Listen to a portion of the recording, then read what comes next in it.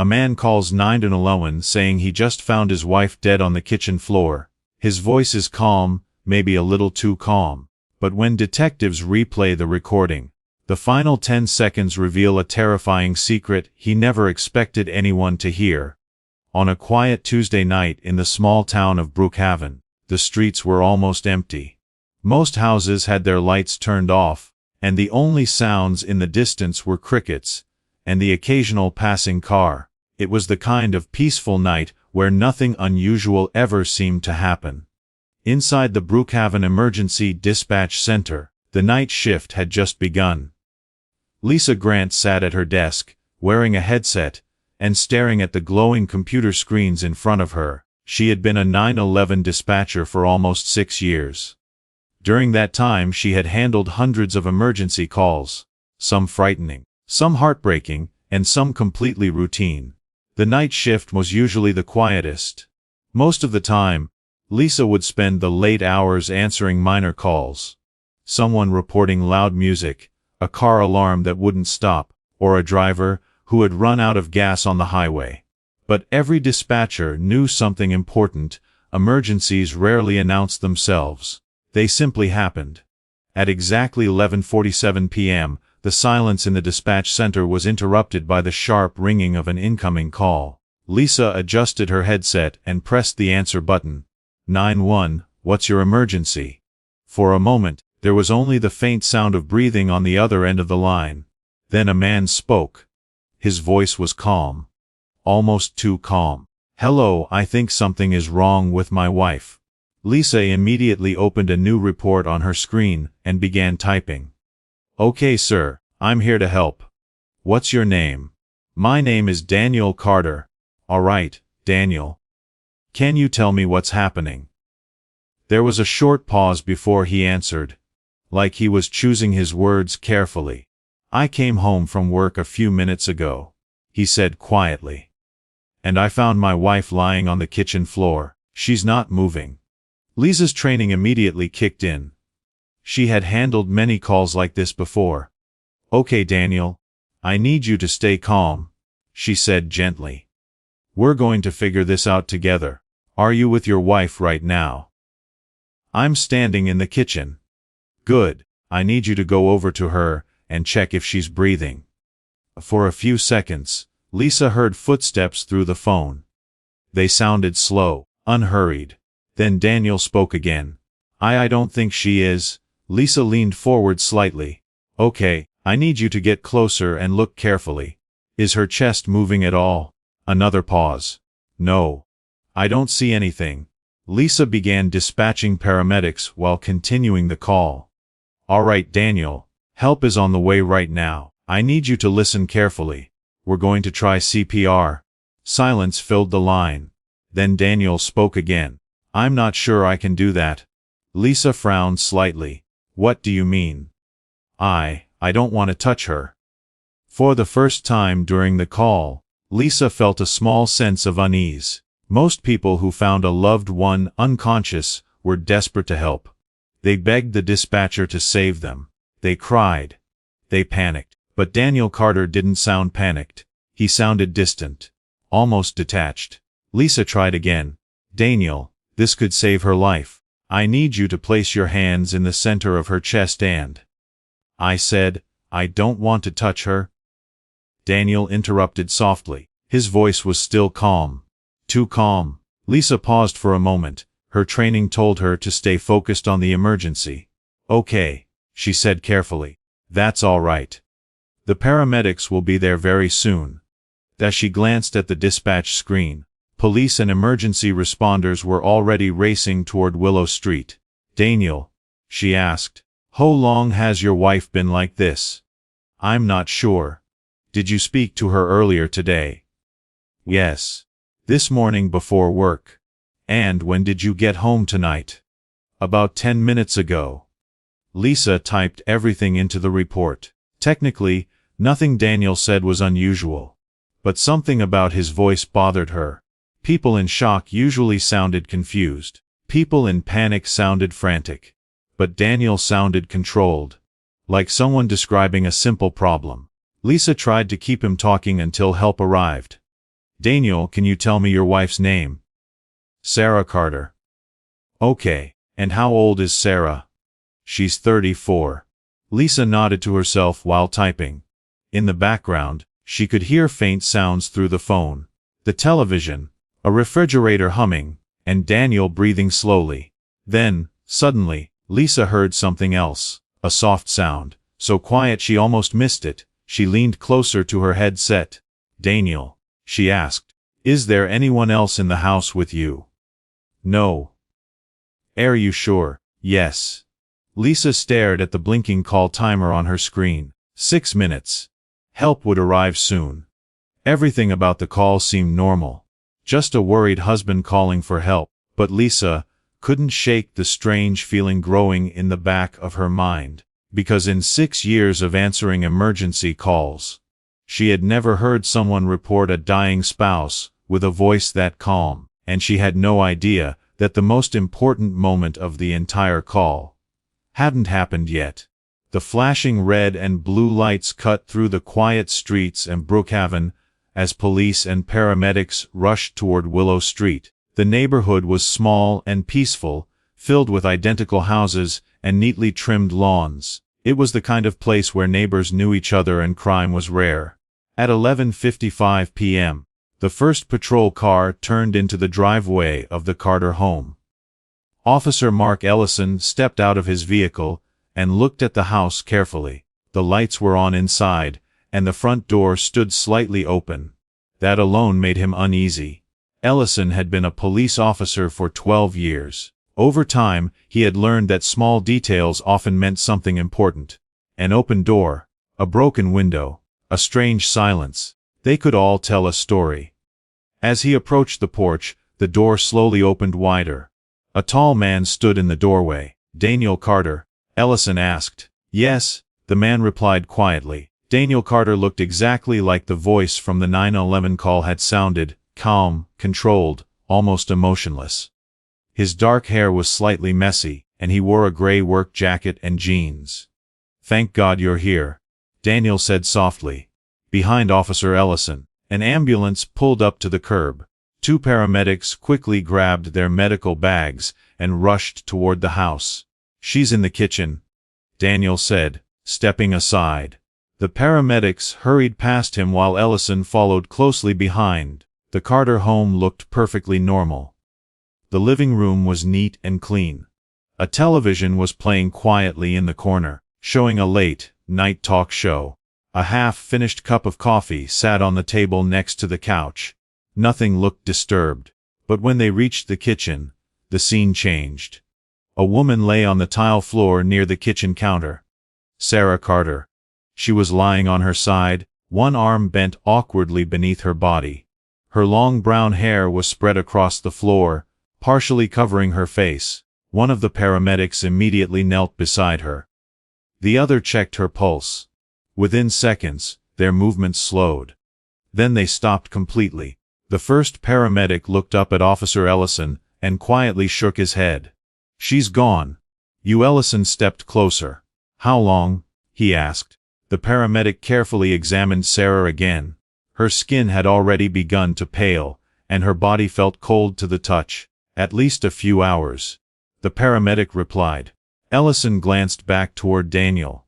Daniel stood near the kitchen doorway, watching silently. No tears, no panic, just quiet observation. Sir, Ellison said, walking toward him. When was the last time you saw your wife alive? Daniel folded his arms slightly. This morning, he answered. What time? Around 8. Before I left for work. Ellison nodded. And when did you return home tonight? Daniel thought for a moment. Around 11:35. So you found her right away. Wes.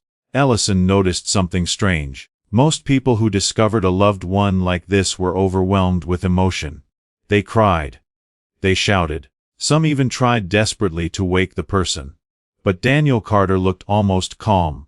Too calm. Ellison turned back toward the kitchen and began scanning the room carefully. At first glance, everything seemed normal. The counters were clean. The sink was empty. The cabinets were closed. But then he noticed something small on the kitchen counter. A cell phone. The screen was cracked. Ellison stepped closer to examine it. Next to the phone was something else. A tiny red mark. He leaned closer. It was a single drop of blood, just one. Ellison frowned. "Daniel," he said, pointing toward the counter, "what happened to your wife's phone?" Daniel looked at it briefly. "I'm not sure. Was it broken earlier today?" "I don't think so." Ellison studied Daniel's face while he spoke. Still calm. Still steady. Something about it didn't feel right. Behind him, the paramedics carefully covered Sarah's body with a sheet. The room grew quiet. Then one of the paramedics spoke again. "Officer, you might want to call detectives." Ellison looked at him. "Why?" The paramedic lowered his voice slightly. "Because if she's been dead for hours, it doesn't match the timeline from the 911 call." Ellison turned slowly toward Daniel Carter. For the first time since arriving at the house, he felt the uneasy sensation that this situation might be more than a tragic accident. Much more. And somewhere inside that quiet house on Willow Street, the truth was waiting to be discovered. By the next morning, the Carter home on Willow Street had turned into an active crime scene. Yellow police tape surrounded the property, and detectives moved carefully through the house, documenting every detail. Detective Rachel Torres arrived just after sunrise. Rachel had worked in the Brookhaven Police Department's Hartman's Homicide Division for nearly 9 years. She had investigated dozens of suspicious deaths, and over time she had learned something important. When a story sounded simple, it often meant something was being hidden. The case report from the night before sat in her hands as she walked toward the house. A husband comes home from work, finds his wife unconscious, calls 911. On the surface, it sounded like a tragic but straightforward situation. But the paramedics' report told a different story. According to them, Sarah Carter had likely been dead for several hours before emergency responders arrived. That didn't match Daniel Carter's timeline. Rachel stepped inside the house, where Officer Ellison was waiting. "Morning," he said. Rachel nodded. "Walk me through it." Ellison explained everything. Daniel's calm behavior, the cracked phone, the drop of blood on the counter, and the paramedics' estimate of Sarah's time of death. Rachel listened quietly. "Did he seem upset?" she asked. Ellison shook his head. "Not really. Honestly, he was one of the calmest people I've ever seen in a situation like that." Rachel frowned slightly. "Too calm." "Exactly." Rachel had heard that description before in other investigations. Sometimes shock could make people appear emotionless. But sometimes it meant something else. "All right," she said. "First thing I want is the 911 recording." Back at the police station, Rachel sat at her desk while a technician pulled up the audio file. Across the room, the dispatcher from the night shift, Lisa Grant, waited nervously. "I remember the call," Lisa said. "Something about it felt strange." Rachel looked up. "Strange how?" "He just sounded calm," Lisa replied. "Like it wasn't an emergency." Rachel nodded. "Let's listen." The technician pressed play. The recording began with the familiar words. 911, what's your emergency? Daniel's voice followed. "Hello, I think something is wrong with my wife." Rachel listened carefully while the conversation unfolded. Lisa asked questions. Daniel answered slowly and calmly. Everything about the call sounded exactly the way Lisa had described it.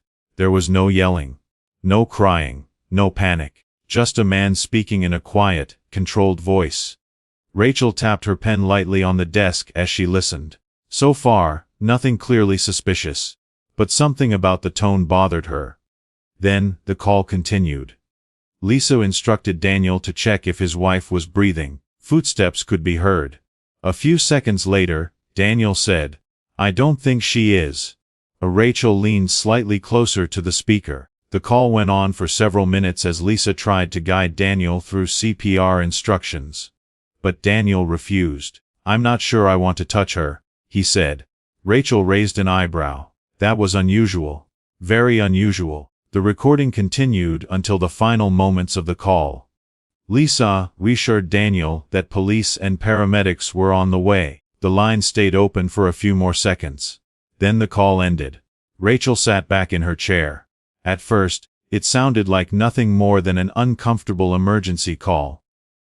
But Rachel had learned something over the years. Sometimes the most important clues were hidden in the smallest details. "Play the last part again," she said. The technician rewound the audio. They listened again. This time Rachel focused on the background noise instead of Daniel's voice. There was a faint hum.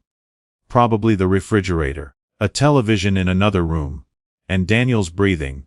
Then, right before the call ended, Rachel held up her hand. "Wait." The technician paused the audio. "Go back 3 seconds." He rewound it and played it again. Rachel leaned closer to the speakers. At first, the sound was barely noticeable. A faint noise, so quiet it almost blended into the background.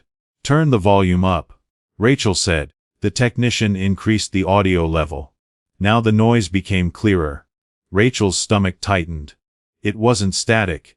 It wasn't background noise. It was a voice, a whisper. The room went completely silent as the words played again. 3 words, soft, weak, barely audible, but unmistakable.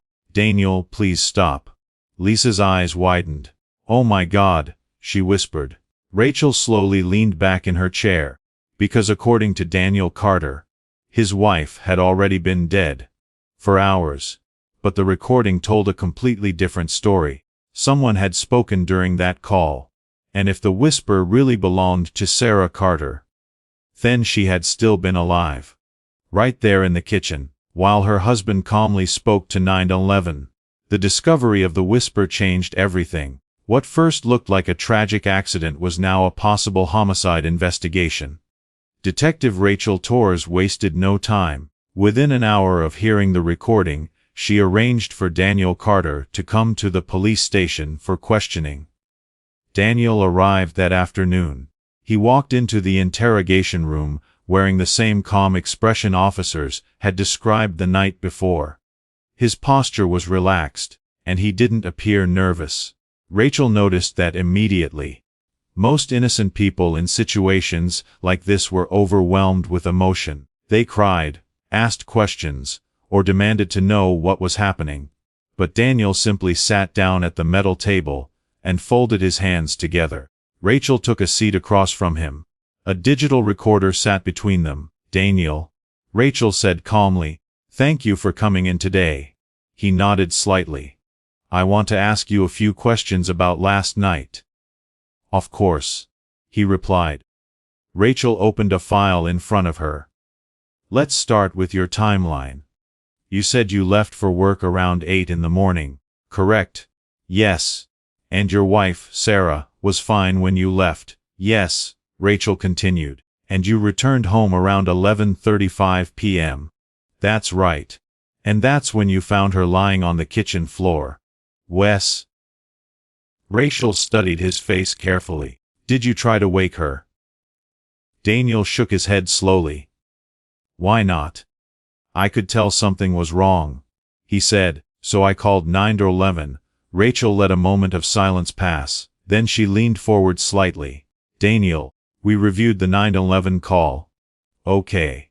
Rachel reached over and pressed a button on a small speaker sitting on the table. The recording began playing. The room filled with the familiar voices from the night before. Lisa asking questions. Daniel responding calmly. Daniel listened without reacting. Rachel watched him carefully as the recording continued. Then the final seconds arrived. The whisper filled the room. "Daniel, please stop." Rachel stopped the audio. The room became completely silent. Daniel stared at the table. Rachel waited. Then she spoke quietly. "Daniel, if your wife had already been dead for hours, who made that sound?" For the first time, Daniel's calm expression changed. It was subtle. But Rachel noticed it. His jaw tightened slightly, and his fingers slowly pressed against the table. "Daniel," Rachel continued gently, "we enhanced the audio. That voice clearly says your name." Daniel didn't answer. Rachel leaned forward. "That means Sarah was still alive while you were on the phone with 911. The silence stretched across the room. 10 seconds. 20 seconds. 30 seconds. Daniel finally exhaled slowly. "I didn't mean for it to happen," he said. Rachel stayed silent, allowing him to continue. Daniel rubbed his hands together nervously. "When I got home last night," he said, "Sarah and I had an argument." Rachel nodded. "What kind of argument?" "She thought I was cheating on her." "Were you?" Daniel looked down. "It doesn't matter." Rachel didn't respond. "What happened during the argument?" she asked. Daniel swallowed. "She started yelling, accusing me of things, saying she knew I was lying." He paused. "I lost my temper." Rachel kept her voice calm. "What did you do?" "I pushed her." The words came out quietly. Rachel wrote something in her notebook. "Where were you standing?" "In the kitchen. Near the counter." "And Sarah?" "She was right in front of me." Daniel looked up for the first time. "I didn't push her that hard," he said quickly. "But she fell backward." Rachel's expression didn't change. "And then?" "She hit her head on the corner of the counter." The room went quiet again. Rachel pictured the scene in her mind, the cracked phone, the drop of blood. It all began to make sense. "Was she conscious after the fall?" Rachel asked. Daniel hesitated. "For a moment," he said quietly. Rachel's stomach tightened. "What did she do?" "She tried to talk." "And what did she say?" Daniel looked down at his hands. "I don't remember." Rachel knew that was a lie. "Daniel," she said softly, "the recording tells us what she said." Daniel closed his eyes. The whisper echoed in the room again in Rachel's memory. "Daniel, please stop." Rachel leaned forward slightly. "So tell me the truth." Daniel's shoulders slowly dropped. She was still breathing, he admitted. Rachel felt the weight of the moment settle in. "So why didn't you help her?" Daniel answered in a whisper. "Because I thought, if I waited long enough, she would die on her own." The room fell completely silent. And in that moment, the entire case finally became clear. Daniel Carter sat quietly in the interrogation room after his confession.